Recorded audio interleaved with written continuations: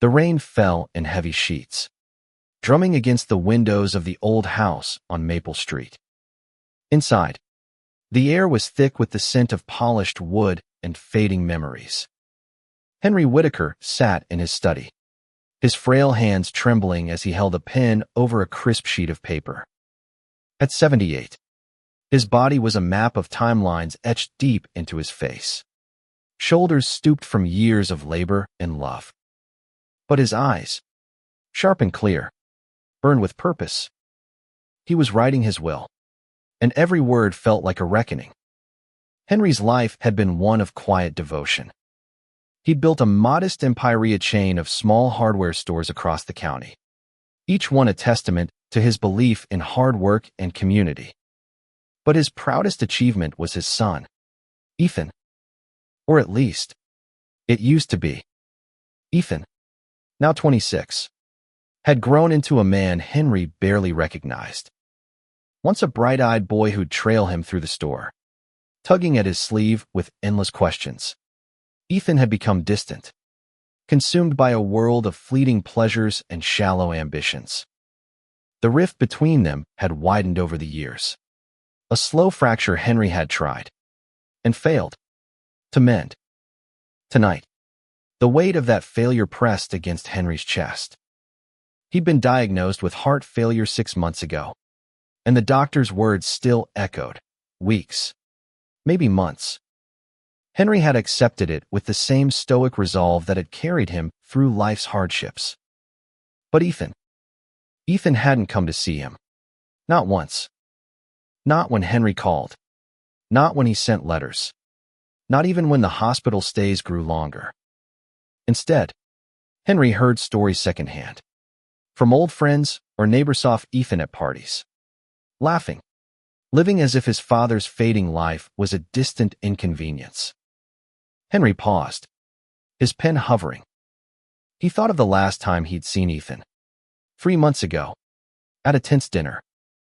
Ethan had been distracted, checking his phone, talking about some music festival he was planning to attend.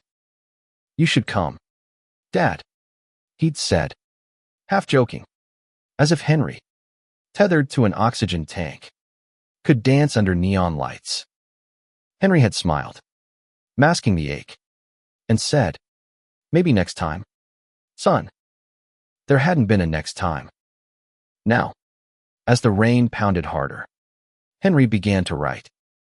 His will wasn't just about money or property. It was a message, a final attempt to reach the son he still loved. Despite everything, he divided his estate carefully, the house to his sister, Margaret, who'd been his rock, a portion of his savings to the local community center, where he'd taught woodworking classes for years, and the hardware stores his life's work to a trusted employee who'd been like a second son. But for Ethan, Henry hesitated. What could he leave a son who seemed to care so little? He thought back to Ethan's childhood, to the summers they'd spent building birdhouses in the backyard. Ethan's small hands, clumsy but eager, had sanded wood while Henry guided him. "It's not about the birdhouse, Ethan," he'd said once. "It's about what you put into it, your heart, your time. That's what makes it mean something." Ethan had nodded, his eyes wide with understanding. Where had that boy gone? Henry's pen moved again. For Ethan, he wrote something unexpected, not out of spite, but out of hope. A clause that would force Ethan to confront what he'd been running from. A chance, perhaps, to find the man Henry knew he could be. When he finished, Henry sealed the envelope and placed it in the drawer of his desk, next to a photo of Ethan at 10, grinning with a hammer in hand. 2 weeks later, Henry was gone. The funeral was small, held at the local church where he'd been a member for decades. Margaret organized it, her face lined with grief as she greeted the handful of mourners. Neighbors, employees, old friends, they all came, sharing stories of Henry's kindness, his quiet humor, his unshakable integrity. But Ethan wasn't there. Margaret had called him, left voicemails, Even sent a text. Your father's gone. Ethan. The funeral is Saturday. No response. Later, she heard from a mutual acquaintance that Ethan had been at a party that night, laughing under string lights, a drink in his hand. The news didn't surprise her, but it broke her heart. She didn't tell the mourners. She didn't want Ethan's absence to overshadow Henry's memory. But as she stood by the casket, clutching a worn copy of Henry's favorite Buka collection of Frost's poems, she wondered what Henry would have thought. Would he have been angry? Disappointed? Or would he have just sighed? That same tired sigh he'd let out whenever Ethan canceled another visit. The will was read a week later in the office of Henry's lawyer. Mr. Callahan. Margaret sat quietly, her hands folded, as Callahan adjusted his glasses and began. Ethan arrived late, slipping into the room with a casual air that clashed with the solemnity of the moment. He was dressed in a wrinkled jacket, his hair mussed, as if he'd just rolled out of bed. Margaret's eyes narrowed, but she said nothing. Ethan leaned back in his chair, arms crossed, looking more bored than bereaved. Callahan read through the will methodically, detailing the bequests to Margaret, the community center, and the hardware stores. Ethan's name came last. Callahan paused, his voice steady but deliberate. To my son, Ethan Whitaker, he read, I leave the contents of the locked box in my study, to be opened only by him, and the sum of $1. Ethan blinked, his casual demeanor cracking. $1, he said, his voice sharp with disbelief. Is this a joke? Callahan shook his head. Your father was very clear. The box and $1. That's all. Margaret watched Ethan's face twist confusion, then anger, then something softer, something she couldn't quite name. What's in the box? Ethan asked, his tone demanding. You'll have to open it to find out, Callahan said, handing him a small, ornate key. Your father's instructions were explicit. Ethan took the key, his fingers closing around it tightly. For the first time that day, he looked uncertain, as if the weight of his father's final act was beginning to sink in. Margaret wanted to say something to scold him, to comfort him, to ask why he hadn't come to the funeral, but she stayed silent.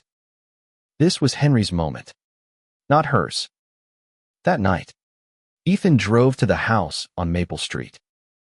The rain had stopped, leaving the air heavy with the scent of wet earth. He hadn't been here in months, maybe a year. The house felt different now, too quiet, too still. He walked to the study, the key burning a hole in his pocket. The lockbox sat on the desk, a simple wooden thing Henry had made himself, carved with intricate patterns. Ethan's hands shook as he inserted the key. Inside, he found a letter, a small stack of photographs, and a single birdhouse, one they'd built together when he was 10. The letter was in Henry's handwriting, steady despite his illness. Ethan unfolded it, his breath catching as he began to read. Ethan, it began. If you're reading this, I'm gone.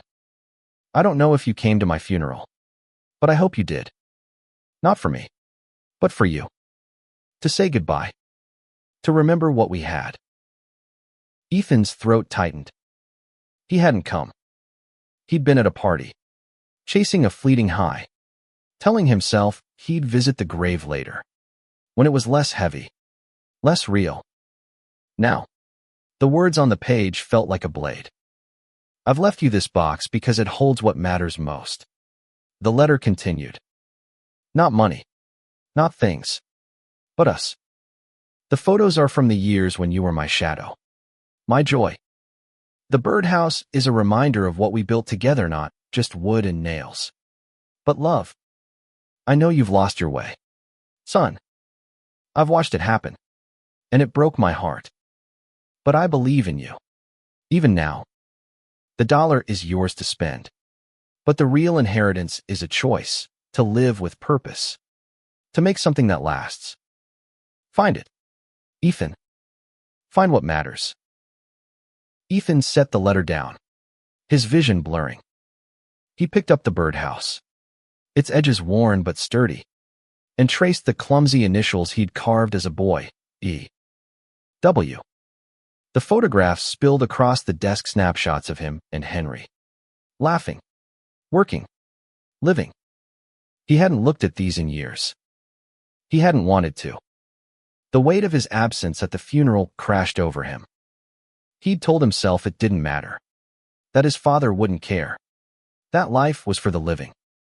But now, standing in the study, surrounded by the echoes of a man who'd loved him despite everything, Ethan felt the truth.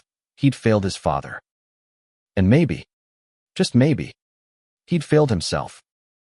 Ethan sat in the study for hours, the birdhouse cradled in his hands. The house was silent except for the faint creak of the floorboards settling under his weight. The photographs lay scattered across the desk, each one a window into a life he'd almost forgotten. There was one of him and Henry at a county fair, Ethan's face smeared with cotton candy, Henry's arm around him, both of them laughing. Another showed them in the hardware store, Ethan perched on a stool, mimicking Henry's serious nod as a customer asked about paint. The memories felt like fragments of a dream, vivid, warm, but impossibly distant. He read the letter again, then a third time, each word sinking deeper. His father's voice was clear in every line, steady and kind, but laced with a quiet pain Ethan hadn't noticed when Henry was alive. I believe in you. Even now. Those words stung most. Ethan didn't believe in himself. Hadn't for years. He'd been running from responsibility, from expectations, from the man his father wanted him to be. Parties, late nights, fleeting friendships, they were easier than facing the truth. He was lost. The dollar bill, tucked into the box, sat untouched. It was crisp, almost mocking in its simplicity. $1. A fortune would have been easier to dismiss. Anger would have been simpler than this ache. Ethan traced the bill's edges, wondering what his father meant by it. A joke? A punishment? Or something else entirely? He didn't know, and the not knowing gnawed at him. He left the study just before dawn, the box tucked under his arm. Outside, the air was cool, the streetlights casting long shadows across the lawn. Ethan drove to his apartment, a cluttered one-bedroom in the city, where empty beer cans and unwashed dishes told the story of his recent days. He set the box on his kitchen table, next to a half-empty bottle of whiskey, and stared at it. The weight of his father's absence was heavier here, in a space Henry had never seen. Over the next few days, Ethan tried to push the letter out of his mind.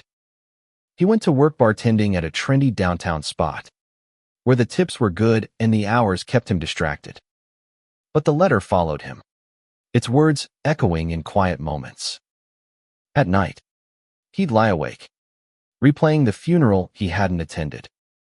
He'd told himself it was just a formality, that his father wouldn't have wanted him to sit through a stuffy service. But now, he saw it for what it was, a choice to avoid grief, to avoid facing the man he'd let down. On a whim, he called his Aunt Margaret. She answered on the second ring, her voice warm but guarded. "Ethan," she said, and he could hear the unspoken questions in her tone. "I'm sorry I didn't come," he said, the words spilling out before he could stop them. "To the funeral. I don't know why I didn't." There was a long pause. "You broke his heart. You know," Margaret said, not unkindly. "He kept hoping you'd show up, right until the end." Ethan swallowed hard. "I know. I read the letter." Another pause. "Then you know what he wanted for you," she said. "It's not about the money, Ethan. It never was." "What's the dollar for?" he asked, almost pleading. Margaret sighed. "That's for you to figure out. Your father always said you were smart enough to find your own way. He never stopped believing that." The call ended, and Ethan felt more alone than ever.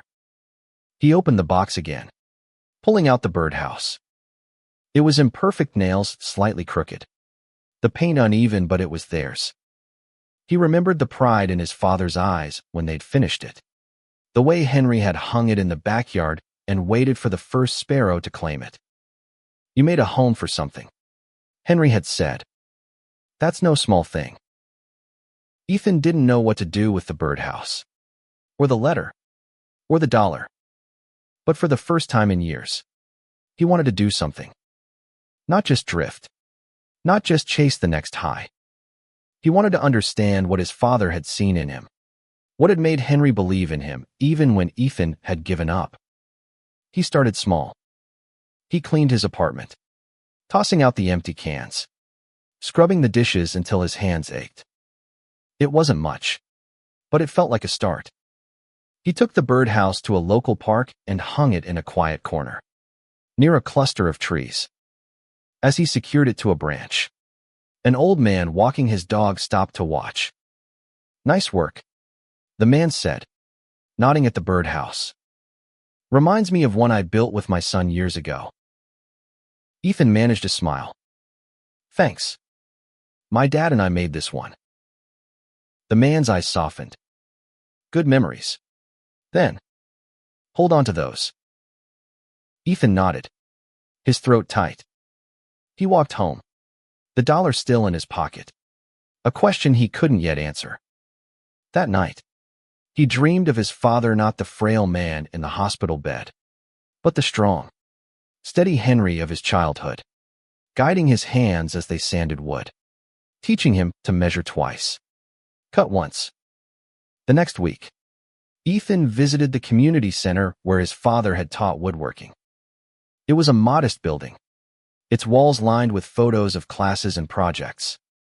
Henry's face was in many of them, smiling alongside kids and adults, their hands covered in sawdust. The director, a woman named Clara, greeted Ethan warmly. "Your father was a legend here," she said. "He didn't just teach people to build things. He taught them to believe in themselves." Ethan wandered through the workshop, touching the tools his father had once held. He found a half-finished shelf, abandoned by some student, and on impulse, he picked up a sander. The rhythm of the work was familiar, soothing.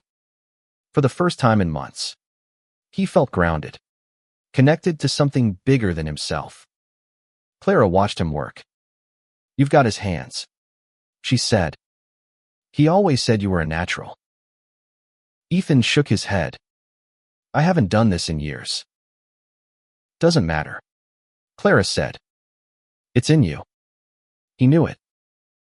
When he left, Clara handed him a flyer for a volunteer woodworking class. "We could use someone like you," she said. "Think about it." Ethan tucked the flyer into his pocket, next to the dollar. He wasn't ready to commit. Not yet. But the idea lingered, a spark in the dark. Weeks passed, and Ethan found himself returning to the community center. At first, it was just to visit, to sit in the workshop and feel the echo of his father's presence. But soon, he was helping Clara with small task sorting tools, fixing a wobbly table, teaching a kid how to hold a hammer. It wasn't a grand gesture, but it felt right, like slipping into an old pair of shoes that still fit. The dollar stayed in his pocket, a quiet reminder of the choice his father had left him. One afternoon, as he swept sawdust from the floor, Clara approached him. "We're starting a new class next month," she said. "Beginners. Mostly kids. I could use an extra pair of hands. You in?" Ethan hesitated. Teaching wasn't something he'd ever considered. He was no Henry, with his endless patience and easy wisdom. But the thought of passing on what his father had taught him, even in a small way, stirred something deep inside. "I'll think about it," he said, and Clara smiled, as if she knew he'd already made up his mind. That night, Ethan pulled out the photographs again. He spread them across his table, studying each one.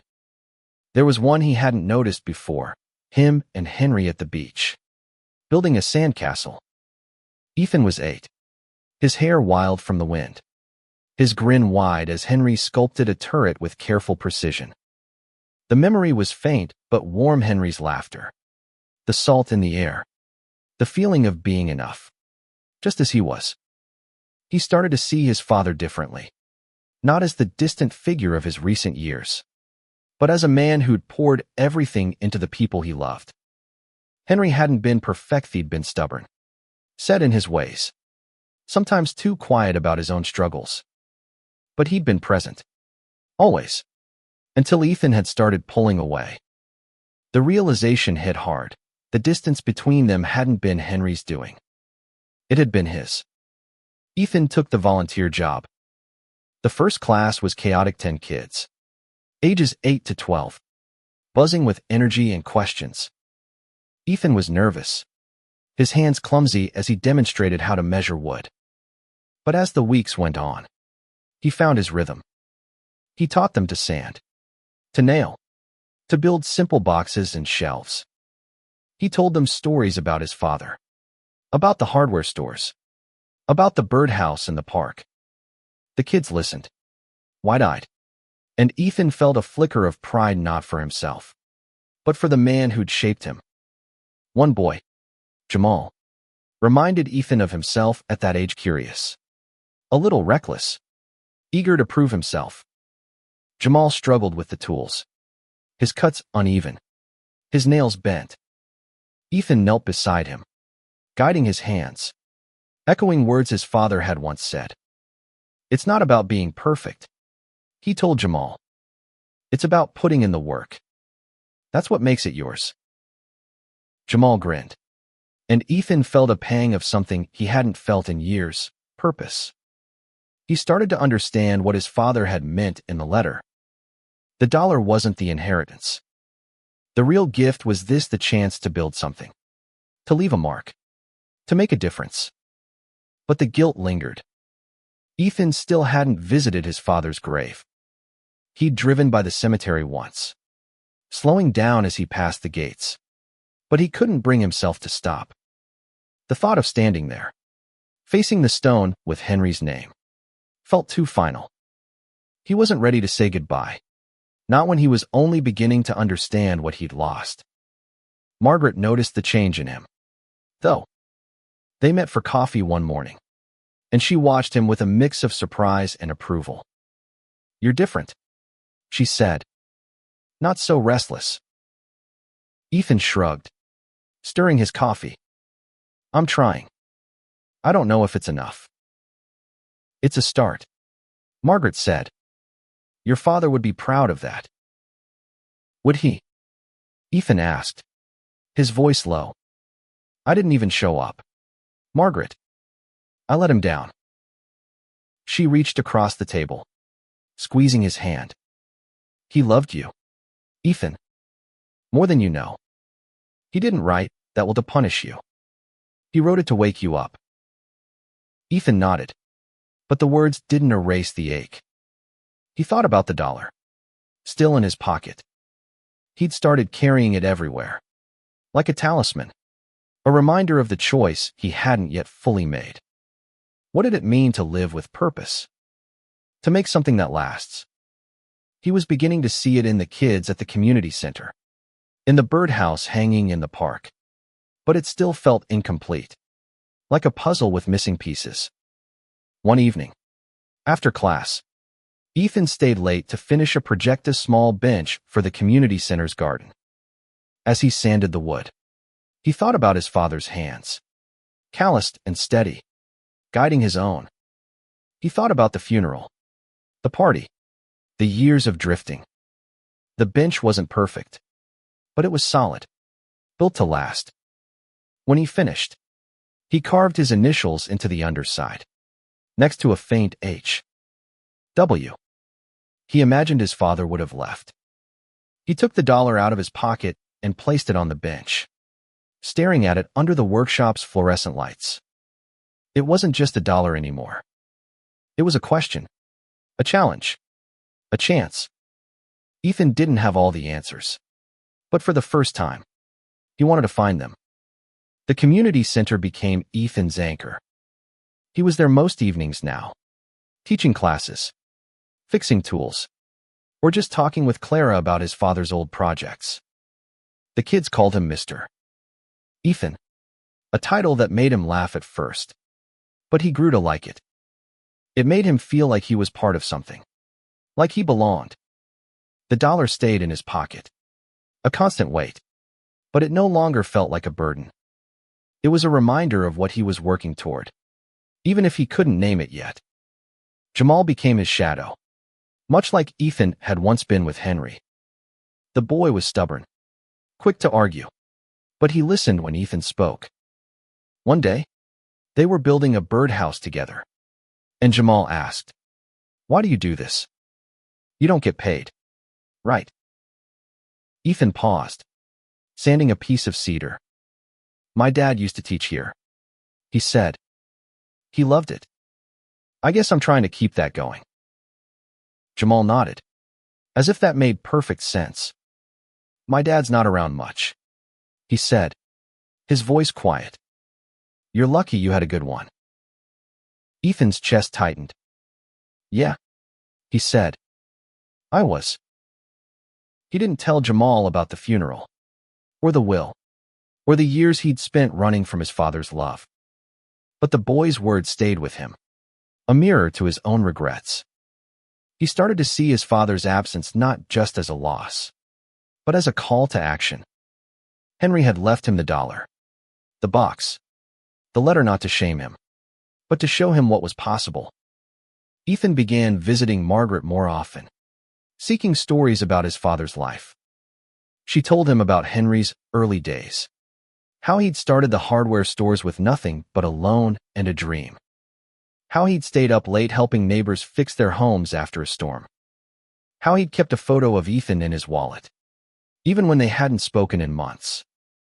"He never gave up on you," Margaret said one evening, her voice soft. "Even when you gave up on yourself." Those words followed Ethan to the cemetery. He finally went, on a gray morning when the air was thick with mist. The grave was simple, a granite stone with Henry's name and dates. Ethan stood there, the dollar in his hand, and felt the weight of everything he hadn't said. "I'm sorry," he whispered. "I should have been there. I should have been better." He didn't expect forgiveness. Not from a stone. Not from the sky.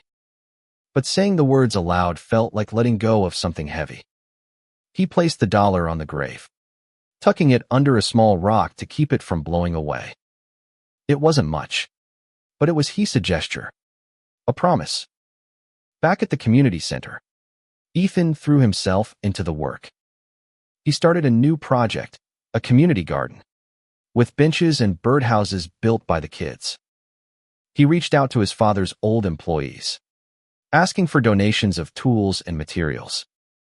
To his surprise, they gave generously, sharing stories of Henry's kindness, his fairness, his belief in second chances. One man, Tom, who'd inherited the hardware stores, clapped Ethan on the shoulder. "You're your father's son," he said. "He'd be proud." Ethan wasn't sure about that, but he wanted to believe it. He started saving money, cutting back on late nights at the bar, focusing on the center. He even enrolled in a carpentry course, brushing up on skills he'd let rust. The work was hard, but it filled a void he hadn't known was there. He began to see his father's life not as a shadow to live under, but as a foundation to build on. One evening, as he locked up the workshop, Clara handed him a letter. It was from one of the kids' parents, thanking him for teaching their daughter patience and pride in her work.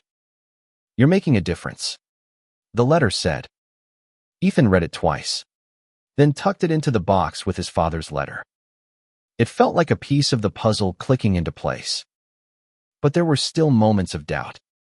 Late at night, when the apartment was quiet, Ethan would wonder if he was doing enough. The dollar was gone, left at the grave. But its question lingered. Was he living with purpose? He wasn't sure. He was trying. But the path was uneven, and he stumbled often. One stumble came unexpectedly. A friend from his old life, Jake, called him up, inviting him to a weekend festival. Come on, man, Jake said. It's just one night. Like old times. Ethan felt the pull, the music, the lights, the escape. It would be so easy to say yes, to slip back into the life he'd known. He almost agreed.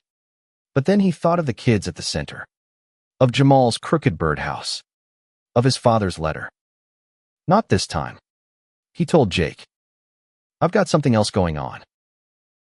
Hanging up felt like a victory, small but real. Ethan went to the community center instead, helping a group of kids paint their projects. The laughter, the mess, the chouse, it was better than any party. He was starting to understand what his father had meant about building something that lasts. The community garden took shape over the months. A patchwork of raised beds, benches, and birdhouses that dotted the center's small lot. Ethan was there every weekend, digging in the dirt, hammering nails, laughing with the kids as they argued over whose birdhouse would attract the most sparrows. It was messy, imperfect work, but it felt like his. For the first time in years, Ethan woke up with a sense of direction, a reason to get out of bed beyond the next paycheck or party. Jamal was his constant companion, always asking questions, always pushing boundaries. One day, as they planted marigolds, Jamal looked up and said, "You think your dad would like this garden?" Ethan smiled, brushing dirt from his hands. "Yeah, I think he would." He liked building things that brought people together. Jamal nodded, digging a hole with more focus than usual. "I'm going to make one for my dad," he said. "Maybe he'll come see it." Ethan's heart ached, but he kept his voice steady. "That's a great idea. If he doesn't, you'll still have something you made. That's what counts." The garden's grand opening was set for spring, and Ethan threw himself into the preparations. He coordinated with Clara, rallied volunteers, even convinced Tom to donate a truckload of lumber. The kids painted signs, their hands streaked with color, while Ethan built a pergola to shade the benches.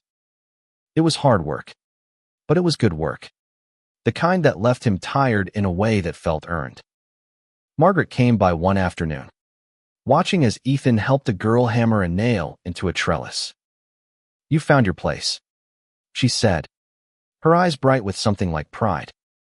"I don't know about that," Ethan said, wiping sweat from his brow. "I'm just trying to do right by him." "You're doing right by yourself," Margaret said. That's what he wanted.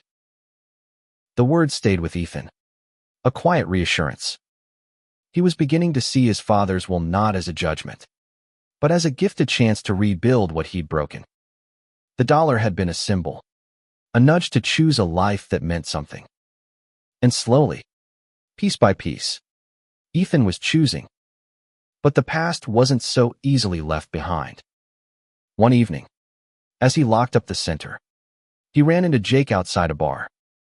Jake was drunk, his grin sloppy, and he slung an arm around Ethan's shoulders. "Where you been? Man, you're missing out. Life's too short for this do-gooder stuff." Ethan pulled away, his jaw tight.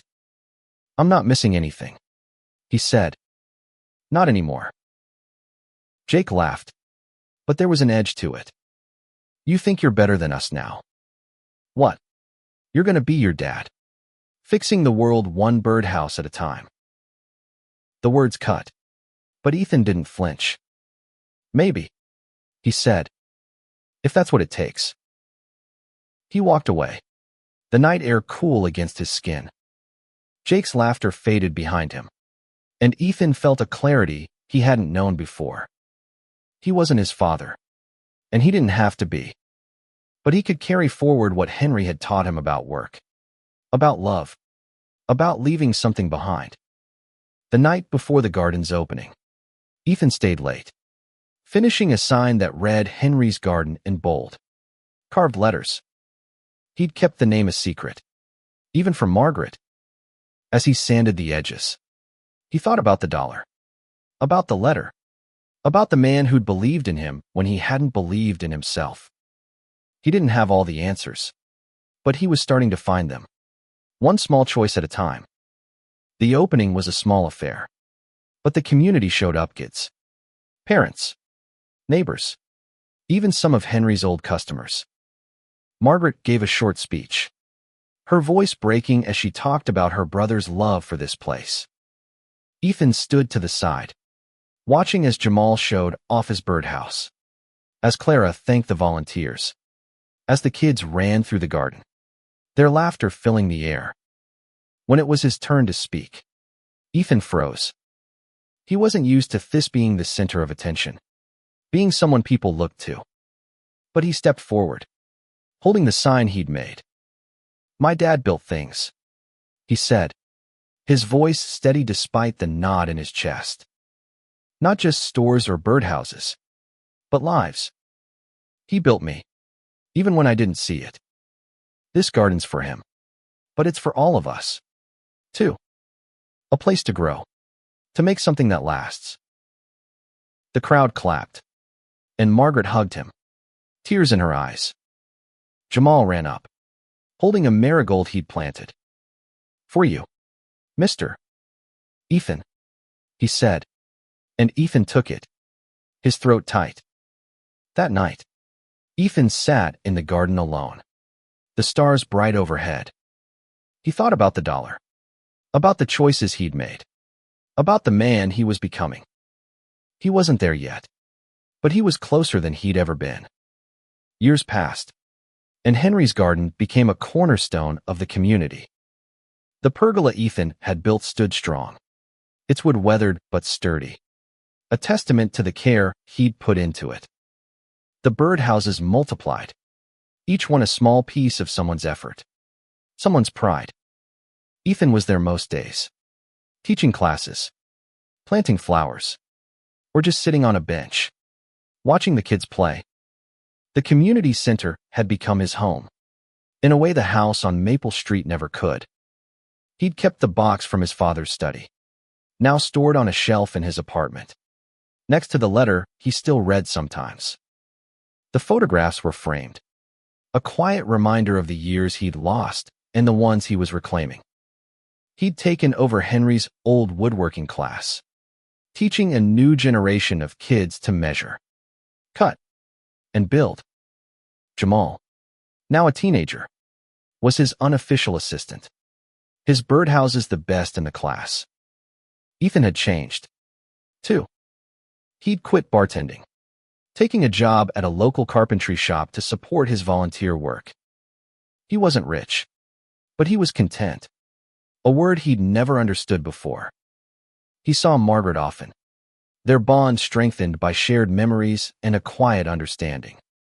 She'd given him Henry's old toolbox, its contents worn but cherished, and Ethan used it in every class, passing down his father's tools as he passed down his lessons.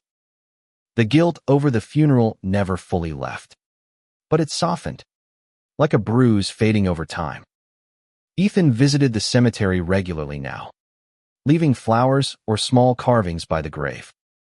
He didn't talk much when he was there, but he felt his father's presence, steady and forgiving.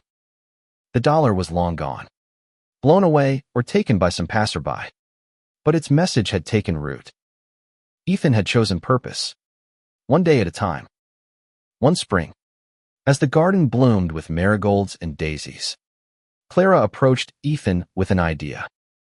"We're expanding the center," she said. "A new workshop, Maybe a classroom. I want you to run it. Ethan blinked, caught off guard. Me? I'm not. I'm not my dad. No, you're not, Clara said, smiling. You're Ethan. And you're exactly who we need. He took the job, though it scared him. It meant more responsibility, more trust, more of himself. But he was readier at least. He was willing to try. The new workshop opened a year later, named after Henry, with a plaque that read, "For those who build with heart." Ethan had carved it himself, his hands steadier now, his cuts precise. At the opening, the community gathered again, their faces familiar and warm. Jamal, now tall and lanky, gave a speech about how the center had changed his life, how Ethan had shown him what it meant to show up. Ethan listened, his eyes stinging, and thought of his father's letter.